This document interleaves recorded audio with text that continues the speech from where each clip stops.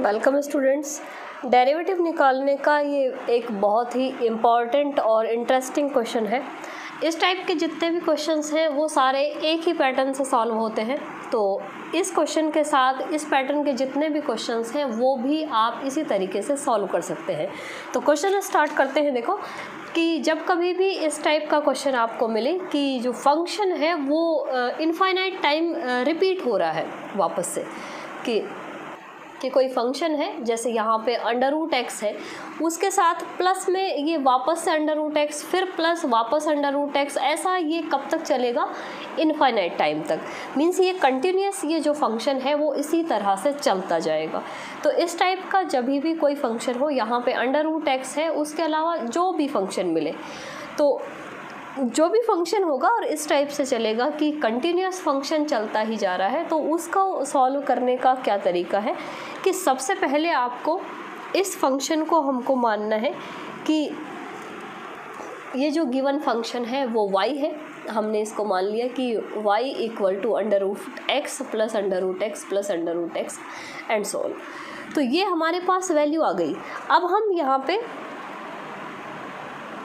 इसको लिख सकते हैं कैसे कि अगर हम देखें, अगर इसको इतना यहाँ पे हम छुपाते हैं कि ये फंक्शन नहीं है हमारे पास ये वाला, तो इसके अलावा अगर अंदर वाले फंक्शन को हम देखेंगे तो यहाँ पे भी आप देखेंगे तो ये क्या बन रहा है? y का फंक्शन ही है।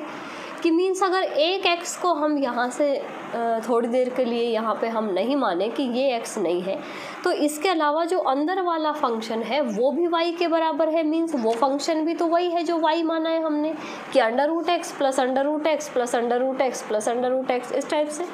तो मीन्स इस फंक्शन को हम इस तरह से लिख सकते हैं कि ये जब भी इनफाइनाइट टाइम इस तरह से चलेगा कि ये एक बार इसको x रहने दो और उसके अलावा जो अदर फंक्शन बचा है इसके अलावा फंक्शन के अंदर, वो भी y की ही वैल्यू है। तो इसको हम ऐसे लिख सकते हैं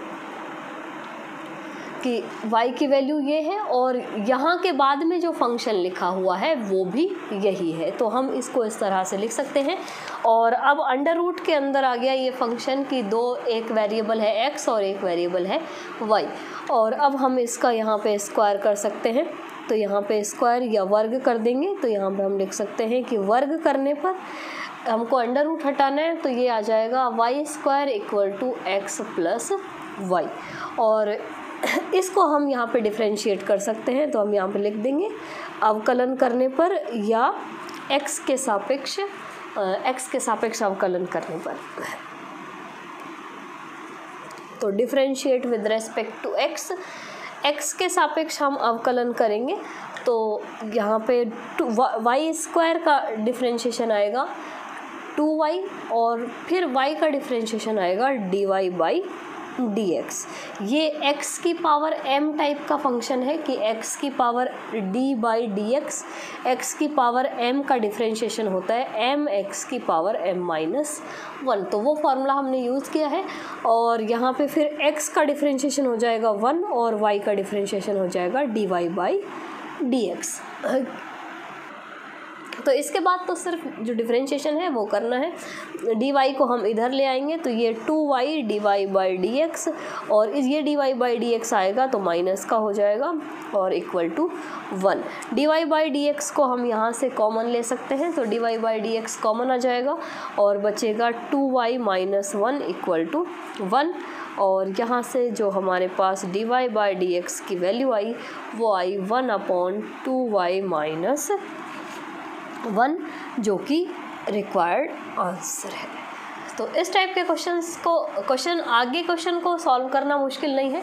सिर्फ जो आप यहाँ पे अज्यूम करेंगे, क्वेश्चन को लिखने का जो पैटर्न है वो इम्पॉर्टेंट है, उसको आपको अच्छे से समझना है। और उसके बाद जो डेरिवेटिव है वो बहुत आसान है इसका। तो होप आपको जो इस तरह के जो कंसेप्ट हैं वो अच्छे लगेंगे और आपके जो भी प्रॉब्लम्स हैं, तो इस तरह के और जो क्वेश्चंस है, कोई भी पर्टिकुलर क्वेश्चन जो आपको नहीं आता है, आप उसको वहाँ पे टेलीग्राम ग्रुप ज्वाइन कीजिए और वहाँ पे अपना जो क्वेश्चंस हैं या जो भी प्रॉब्लम्स हैं वहाँ शेयर कर सकते हैं। आपको तुरंत जो है वो सॉल्यूशन मिल जाएगा। तो वीडियो अच्छी लगी तो लाइक शेयर ज़रूर करें।